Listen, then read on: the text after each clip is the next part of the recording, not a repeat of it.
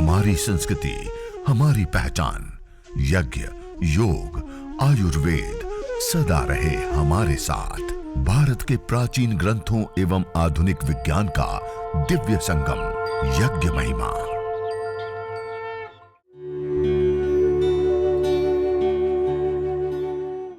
भारतीय संस्कृति में यज्ञ, योग एवं आयुर्वेद जैसी अमूल्य विद्याएं हैं, जिसका मूल है वेद। इतिहास की ओर दृष्टि डालें तो भगवान राम, भगवान कृष्ण से लेकर राजा महाराजाओं, ग्रामवासियों व अरण्यवासी ऋषियों की कुटियों तक नित्य व नैमित्तिक यज्ञों का प्रचलन देखने को मिलता है।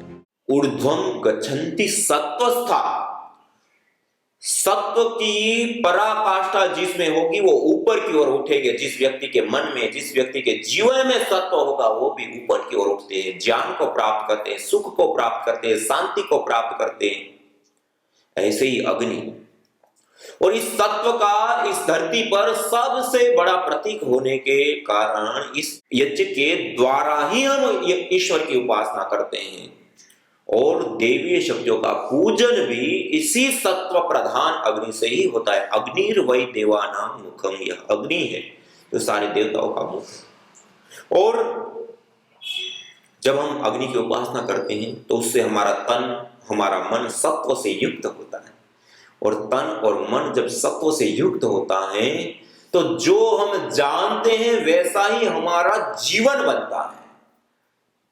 इसलिए हम सत्व से युक्त रहें, और सत्व से युक्त होने के लिए अग्नि की उपासना आवश्यक और जरूरी होती है।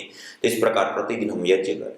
और इस अग्नि की एक और विशेषता है, अंगम नयति इति अग्नि कहा, कि इस अग्नि के संपर्क में जो भी पदार्थ आता है उसको वो अपने जैसा बना लेती है।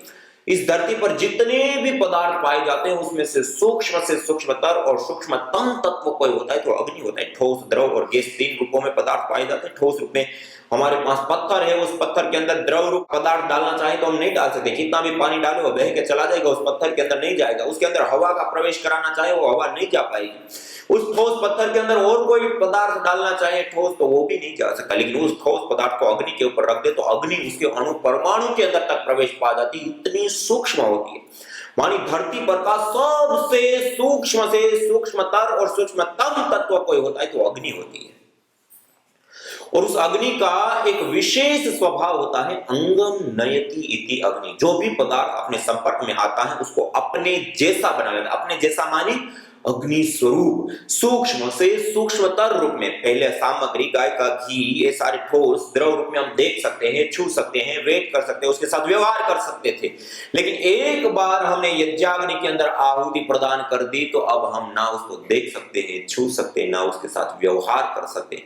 वो इतना ज्यादा सूक्ष्म हो गया कि ना हम अपनी पांचों में से एक भी इंद्रिय से उसका ग्रहण नहीं कर सकते।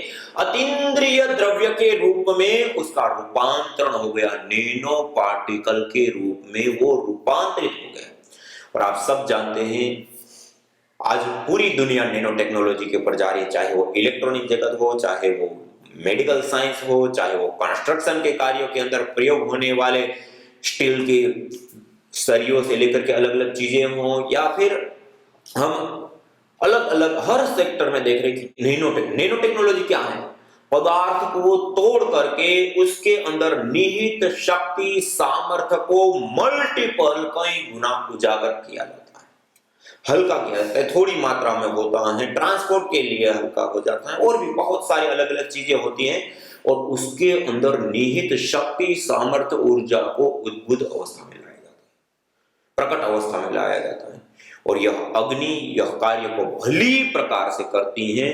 यज्ञ से निकलने वाले पार्टिकल नैनो पार्टिकल होते हैं। उन्हें रुड़की IIT के साथ मिलकर के कुछ विशेष परीक्षण किए, उसमें विशेष रूप से सामने आया कि यज्ञ से निकलने वाले पार्टिकल नैनो स्केल पार्टिकल होते हैं। और वह जो पार्टिकल निकलते हैं उसकी जब एक्टिविटी, अब वो नैनो पार्टिकल तो है लेकिन क्या लाभ दे सकते हैं, उसके लिए अलग अलग कई सारे परीक्षण, कई सारे अनुसंधान किए गए। आपको जानकर के आश्चर्य होगा, उस नैनो पार्टिकल के अंदर एंटीऑक्सीडेंट, एंटी इंफ्लेमेटरी, एंटी ब्यूटाजेनी, एंटी एंजियोजेनिक, एंटी ट्यूबरकोल से लेकर के एंटी माइक्रोबाइल पर्यंत अलग अलग एक्टिविटीज उसके अंदर होती है। मानी यज्ञ से निकलने वाले पार्टिकल मेडिसिनल पार्टिकल होते हैं, नैनो पार्टिकल होते हैं। यज्ञ एक विशुद्ध नैनो टेक्नोलॉजी है। जो तत्व हमें चाहिए उसको अग्नि के अंदर आहूत करके उसको अणु परमाणु के रूप में तोड़ करके उसके अंदर निहित जो शक्ति है, सामर्थ्य है, उसको उद्भुत उजागर अवस्था में ला करके मल्टीपल लाभ उठाने की सबसे बड़ी विधा और विद्या है तो वो यज्ञ विद्या है। तो इस प्रकार हवन किया। हवन करने के बाद ये देखिए, इसको कहते हैं ब्रह्माग्नि। जब हमने अग्नि के अंदर आहुतियां दी उसको कहते हैं यज्ञाग्नि। अब हमने आहुति देना बंद कर दिया, उसके बाद ये लाल लाल अंगारे बच गए, इसको कहते हैं ब्रह्माग्नि। इन अंगारों को ऐसे पास पास में रख लेते हैं एक साथ, बीच में हवा प्रवेश ना पाए, इस प्रकार से पास पास में नजदीक में ऐसे सीधा रख देते हैं ऐसे। और इन अंगारों के ऊपर थोड़ी सी मात्रा में गाय का घी, गुगुल आदि विशेष द्रव्यों को हम जैसे ऐसे पास पास में करके थोड़ा सा दबा देते हैं। और ये जो गाय के घी की हमने आहुति दी उसमें इतनी ही मात्रा में गाय का घी लेते हैं कि हवन होने के बाद 1-2 चम्मच गाय का घी बच जाए। उसके अंदर हम गुगुल है, गाय का घी है, दिव्यष्टि है, उसको हम विशेष रूप से रखते हैं। थोड़ा सा उसके अंदर ये गुगुल है, दिव्यष्टि, हवन धूप एक होता है। और यदि हम चिकित्सा यज्ञ करते हैं तो रोग अनुसार जो विशेष हवन सामग्री होती है वो सामग्री, गुगुल, गाय का घी और सामग्री, तीनों को समान मात्रा में मिला करके इस प्रकार से मिक्स कर देते हैं उसी पात्र के अंदर, जो गाय के घी का पात्र था उसमें ऐसे। और मिक्स करने के बाद इसको अंगारों के ऊपर हम थोड़ी सी मात्रा में इस प्रकार अंगारों के ऊपर रखकर, अब ऐसे एक स्थान पे, पूरे में बिखेरना नहीं, एक ही स्थान पे एक जगह पे ऐसे अंगारों के ऊपर रख देते हैं थोड़ी सी मात्रा में। और इसकी हल्की हल्की मंद मंद सी धुनी होने देते हैं। और इसमें आप गुगुल का प्रयोग कर सकते हैं, गाय के घी का प्रयोग कर सकते हैं और विशेष अलग अलग हवन सामग्री रोगानुसार का प्रयोग करते हैं। इस प्रकार अंगारों के ऊपर रख दिया। अब आइए सभी लोग सीधे बैठिए। सीधे बैठ करके लंबा गहरा श्वास भरते हुए, लंबा गहरा श्वास छोड़ते हुए भस्त्रिका प्राणायाम का अभ्यास करेंगे। इस यज्ञीय वायुमंडल के अंदर पूरा लंबा गहरा श्वास भरना, लंबा गहरा श्वास छोड़ना, मंद गति, मध्यम गति, तीव्र गति।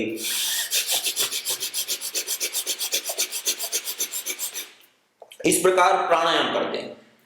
सभी लोग सीधे बैठ करके भस्त्रिका प्राणायाम का अभ्यास करेंगे, लंबा गहरा श्वास भरते हुए और छोड़ते हुए। ये जो मेडिकेटेड एयर है, ये जो औषधीय वायु है, इस औषधीय वायु के अंदर जब हम प्राणायाम करते हैं, योगाभ्यास करते हैं, तो उस प्राणायाम, उस योगाभ्यास के मल्टीपल बेनिफिट्स बढ़ जाते हैं, कई गुना उसका विशेष लाभ होता है। वैसे ही केवल मात्र प्राणायाम ही यदि अनुष्ठान की बातें कर लिया जाए तब भी सारी व्याधियां दूर होती है, मन शांत, एकाग्र और सत्व से युक्त होता है। और केवल यज्ञ करते हैं तो उससे भी बहुत सारी प्रकार की अलग अलग व्याधियां दूर होती हैं, नष्ट होती हैं, और उसके साथ साथ मन सत्व से युक्त होकर के हमारी आध्यात्मिक उन्नति होती है, मानवीय चेतना का उत्कर्ष और हमें अंतिम मानस चेतना की ओर अग्रसर करता है। और जब हम यज्ञ पूर्वक योगाभ्यास करते हैं, यज्ञ और योग दोनों साथ में करते हैं, तो दोनों ही देवीय महाशक्तियों का समन्वय मल्टीपल बेनिफिट्स एक साथ हमें प्रदान करने वाले होते हैं। ये बहुत बड़ी बात है। और जो भयंकर बड़े रोग होते हैं वो रोगों में भी विशेष गति से लाभ होने लगते हैं। जैसे भस्त्रिका, आप कपालभाति प्राणायाम करेंगे,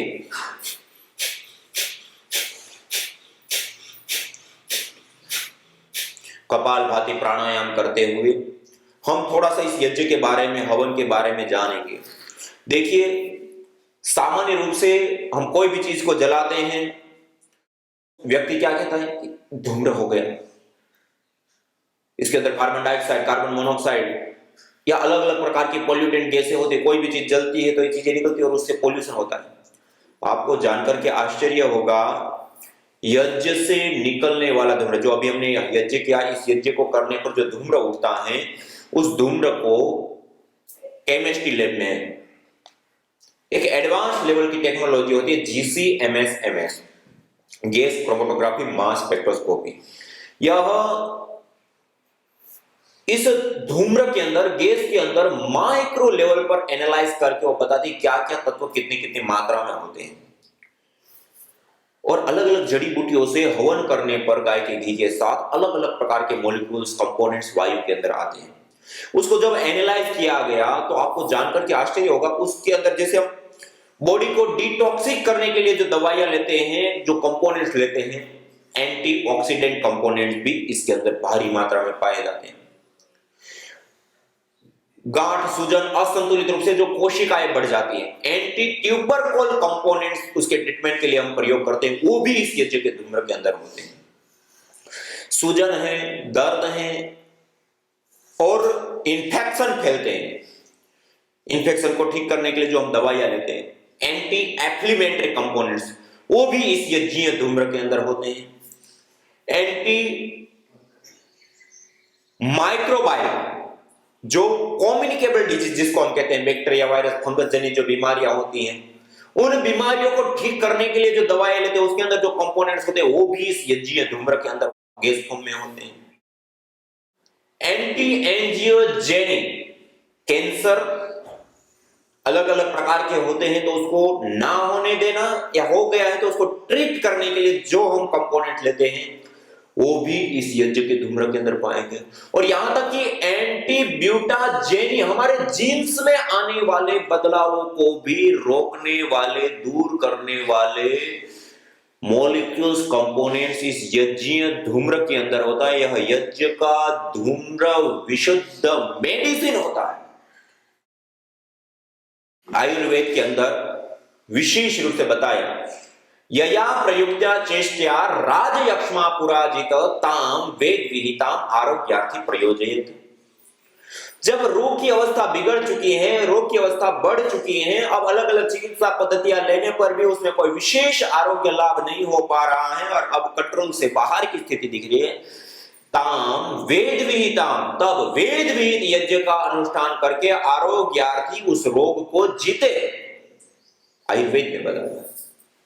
और इसी प्रकार से अथर्ववेद में कहा, यदि क्षितायुर यदि वा परितो यदिर मृत्योरंतिकम नितेव तमारामि अस्पार्शमेनम सतसा। यदि व्यक्ति की आयु क्षीण हो चुकी है, उनकी धातु है, उनके प्राण क्षीण हो चुके हैं, अब उनकी आयु लंबी नहीं देखे, यदि क्षिता यदि वा परितो यदिर मृत्योरंतिकम, अब उनकी आयु लंबी नहीं, अब वो मृत्यु के अंतिम क्षणों को देख पा रहा है, तमारामि, उसको भी मैं यज्ञ बाहर लाता और सत सारदाय 100 साल की निरोग आयु प्रदान करता हूं। ये वेद में बताया।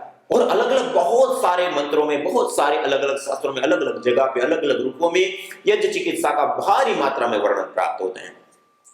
उसी के आधार पे अलग अलग आयुर्वेदेषु यत् प्रोक्तम यस्य रोगस्य भेषजम तस्य रोगस्य शान्त्यर्थम तेन तेनेव होमयत्। आयुर्वेद में जिन जिन अलग अलग रोगों के लिए अलग अलग औषधियों का सेवन करते हैं, उन्हीं औषधियों से वह रोग ठीक होते आदि विधानों को ध्यान में रखते हुए अलग अलग जड़ी बूटियां लेकर के हवन किया गया। हवन करने पर जो धूम्र उठता है, उस धूम्र को जब एनालाइज किया गया तो उसके अंदर मल्टीपल अलग अलग प्रकार के कंपोनेंट्स होते हैं और उसके आधार पे आज यह आपके सामने जो अलग अलग सामग्रियां रखी है, 11 प्रकार की हवन सामग्रियां रोगानुसार आज दुनिया में पहली बार एविडेंस के साथ ये रोगानुसार हवन सामग्री है कि इस सामग्री से हवन करने पर ये कंपोनेंट्स बनते हैं, उसको लेते हैं तो इस बीमारी का ट्रीटमेंट होता है। जैसे प्राणेष्टि हवन सामग्री, जो ऑटो इम्यून डिजीज है, मल्टीपल रोग है, वंशानुगत रोग होते हैं, ऐसे रोगों को ठीक करने के लिए, प्राण शक्ति को, जीवनी शक्ति को बढ़ाने के लिए, जिनको मल्टीपल रोग हो जाते हैं या ऐसी भारी समस्या होती है, क्षीणता, क्लिष्टता, तो उसमें विशेष रूप से प्राणेष्टि हवन सामग्री से हवन करते हैं। इसी प्रकार से यह कर्कटेष्टि हवन सामग्री असंतुलित रूप से जो कोशिकाएं बढ़ जाती है, गांठ बन जाती है, ट्यूमर हो जाती है, कैंसर हो जाता है, उन सब के लिए कर्कटेष्टि हवन सामग्री का हम प्रयोग करते हैं। ऐसे ही यह हृदयेष्टि हवन सामग्री हार्ट से संबंधित जो बीमारियां होती है, high blood pressure, low blood pressure, हृदय की धमनियों में थप्पे जम जाना, खून के या अलग अलग प्रकार की जो हार्ट से संबंधित समस्याएं होती है, इसके लिए हृदयेष्टि हवन सामग्री का प्रयोग करते हैं। ऐसी यह मेधेष्टि हवन सामग्री मस्तिष्क से संबंधित रोगों के लिए, स्ट्रेस, तनाव, डिप्रेशन से लेकर के माइग्रेन पेन से लेकर के पैरालिसिस, पार्किंसन, मिर्गी से लेकर के अलग अलग प्रकार के रोगों को ठीक करने के लिए मेधेष्टि हवन सामग्री से हवन करते हैं। इसी प्रकार से यह संततेष्टि हवन सामग्री निसंतानता, बंध्यत्व या धातुओं का पोषण ना हो पाना या यूट्रस, ओवरीज आदि से संबंधित अलग अलग प्रकार की समस्याएं रहती हैं, तो उन सब के लिए चाहे पुरुष हो चाहे माताएं हो, धातुओं के पोषण के लिए विशेष करके संततेष्टि हवन सामग्री का से हवन करते हैं। इसी प्रकार से चर्मेष्टि हवन सामग्री दांत, खाज, स्किन एलर्जी से लेकर के अलग अलग प्रकार के जो लिकोडर्मा से लेकर के अलग अलग चर्म रोग होते हैं, उन चर्म रोगों को ठीक करने के लिए चर्मेष्टि हवन सामग्री। ऐसे ही यह कफेष्टि हवन सामग्री, जिनको साइनस की प्रॉब्लम है, बार बार नजला हो जाता है, सर्दी जुकाम हो जाता है, एलर्जी हो जाती है, छींकें आती हैं, धूम्र में नहीं रह पाते, धूल उठती है तो उसमें समस्या आती है, मॉइस्चर वाले वायुमंडल में समस्या होती है, सारे कफज रोगों के लिए कफेष्टि हवन सामग्री। ऐसे ही विशेष करके यह मधुइष्टि हवन सामग्री, टाइप 1 और टाइप 2 डायबिटीज के लिए विशेष करके मधुइष्टि हवन सामग्री का प्रयोग करते हैं। ऐसे ही प्रारब्ध जनित दोष या अननोन डिजीज, कई बार हम देखते हैं कि कोई रोग है, पीड़ा है, समस्याएं, रिपोर्ट कराते, रिपोर्ट में कुछ आता नहीं, दवाइयां लेते, दवाइयों में कुछ असर नहीं होती, ऐसे जो अननोन डिजीज होते हैं या प्रारब्ध जनित दोष या अशुभों से निवारण के लिए विशेष रूप से प्रारब्धेष्टि से हवन करते हैं। इस प्रकार से 11 प्रकार के अलग अलग हवन सामग्रियां और 2 प्रकार के धूपन, ये दिव्येष्टि हवन धूप श्वास से संबंधित रोगों से बचाव के लिए, छोटे बच्चों को नजला, जुकाम, बुखार आदि हो जाते हैं उसके बचाव के लिए, छोटे बच्चों को धूपित करने के लिए, घर के अंदर बैक्टीरिया, वायरस, फंगस आदि से बचाव के लिए और अलग अलग प्रकार की ऐसी समस्याओं के लिए विशेष करके ये दिव्येष्टि हवन धूप। ऐसे ही गुगुल हवन धूप, उसका विशेष, गुगुल के बारे में तो विशेष करके शास्त्रों में था, न तम यक्ष्मा अरुंधते नैनम सप्तोष्णुते यम भेषजस्य बुलबुलो सुरभिगंधोष्णुते, जिसको गुगुल भेषज औषध की सुगंधि प्राप्त होती है, जिस परिवार में, जिस व्यक्ति को, उसको कैसे किसी भी प्रकार का कोई रोग, ताप, संताप या अशुभ उसके जीवन में आ सकता है। गुगुलम धूप कामादम प्रसिद्धम मंगल प्रदम का, गुगुल तो धूप कार्य के लिए प्रसिद्ध है, मंगलदायी है जीवन के लिए। घृत गुलगुलो होमे च सर्वोत्पातादि मर्दनम, घी और गुगुल का हवन करने पर तो प्रकृति में भी जो उत्पाद फैलते हैं वो भी शांत हो जाते हैं।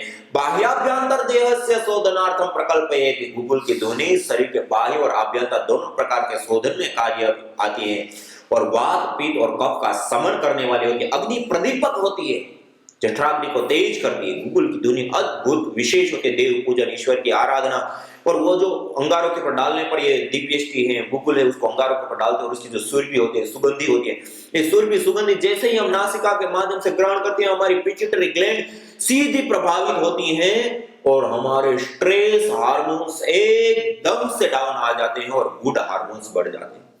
इसमें परफ्राल आदि विशेष कंपोनेंट्स तत्व होते हैं जो आह्लादपन, मन की प्रसन्नता, एक प्रफुल्लता, जो एक मन की प्रसन्नता होती है उसको स्थायी करने वाले कंपोनेंट्स होते हैं, जो ये यज्ञ करने पर हमें प्राप्त होते हैं। सबसे बड़ी दुनिया की कोई बड़ी से बड़ी बीमारी है तो वो भी स्ट्रेस, तनाव, डिप्रेशन है, और अन्य सारी बीमारियों का कारण भी सबसे बड़ा है तो वो भी मानसिक स्ट्रेस, तनाव, डिप्रेशन है। और यज्ञ करते हैं, हवन करते हैं, एक अनुष्ठान के बाद ये अग्नि का दर्शन करते हुए, मंत्रों का उच्चारण करते हुए, आहुतियां प्रदान करते हुए, और जो गैसें बनती हैं, और जो अग्नि का दर्शन हम कर रहे हैं, जो मंत्रों का पाठ कर रहे हैं, उससे एकदम से हमारा मन, मस्तिष्क रिलैक्स हो जाता है, स्ट्रेस हार्मोन से एकदम से डाउन आ जाते हैं और गुड हार्मोन्स बढ़ जाते हैं, और यहां तक कि हमारे न्यूरोकेमिकल्स बैलेंस में आ जाते हैं। दुनिया की कोई मेडिसिन नहीं हमारे न्यूरोकेमिकल्स को बैलेंस ला पाए। यज्ञ और मंत्रों का उच्चारण एक ऐसी दैवीय पद्धति, चिकित्सा है, हमारे न्यूरोकेमिकल्स बैलेंस में आ जाते हैं, स्ट्रेस, तनाव, डिप्रेशन आदि दूर हो जाते हैं। मानसिक शांति मिलती है। हम सारी चीजों को करके क्या चाहते हैं? मानसिक शांति। कितनी भी हम उपलब्धियां कर ले, एक उपलब्धि हम प्राप्त कर लेते तब तक मन अगली उपलब्धि के लिए तैयार होता है। अब इससे बड़ी चीज, उसको प्राप्त कर लेते तो उससे बड़ी चीज। ये निरंतर क्रम हमारा जीवन भर चलता है, कहीं ठहरता नहीं है। एक सुख तो उससे बड़ा सुख, वो सुख प्राप्त हो जाए तो और उससे बड़ा सुख। ये निरंतर मन की एक प्रवृत्ति होती है। लेकिन जब शांति मिल जाती है तो मन स्थिर हो जाता है। इसलिए यज्ञ जीवन में बहुत जरूरी और आवश्यक है। ये मानसिक शांति को प्रदान करने वाली सबसे बड़ी विधा और विद्या है। न जाने कितनों ने आहुतियां दी इन अमित्र रोगों के संतापों से, है वर्तमान भी आज दुखित, न पूछो भविष्य के प्रकोपों से। प्रत्युष पावनी होती जहां यज्ञानुष्ठान घर आंगन में, वहां मनुष्येतर सब झूमते शांति भरे सुख आनंद से। इदम हविर्यातो धाना नदी फेना इमाम वहत, अर्थात जैसे नदी का जल जाग को बहा ले जाता है, वैसे ही यज्ञ में आहूत की हुई हवि सभी प्रकार के रोग, दोष, ताप, संतापों को वैसे ही बहा ले जाती है जैसे नदी। जागो।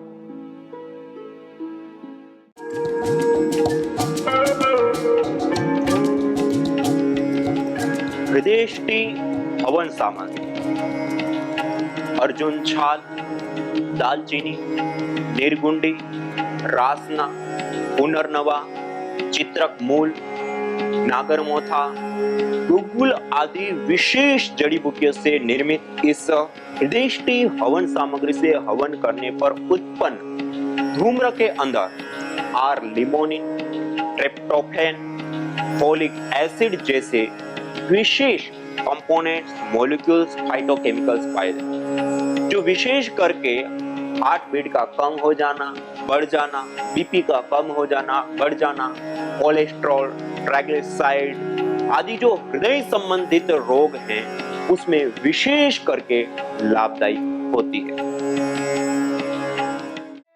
यज्ञ भारतीय संस्कृति की मुकुट मणि है, प्रतीक है, मूल है। मानव जीवन के हर पहलू के साथ यज्ञ जुड़ा हुआ है, चाहे वह संस्कार, चाहे पूजा पाठ या फिर पर्व से लेकर हर शुभ अशुभ अवसरों में भी यज्ञ करने की सार्वभौमिक, वैज्ञानिक एवं पंथ निरपेक्ष पावनी परंपरा रही है। आइए हम संकल्प लें, संसार के श्रेष्ठतम कर्म यज्ञ को अपनाएं। पिंड और ब्रह्मांड में संतुलन कायम करने वाले यज्ञ को अपने जीवन का अभिन्न अंग बनाएं एवं प्रकृति मां के प्रति अपने ऋणों को अदा करें। विश्व स्वास्थ्य का एक नारा, यज्ञ से होगा जग उजियारा।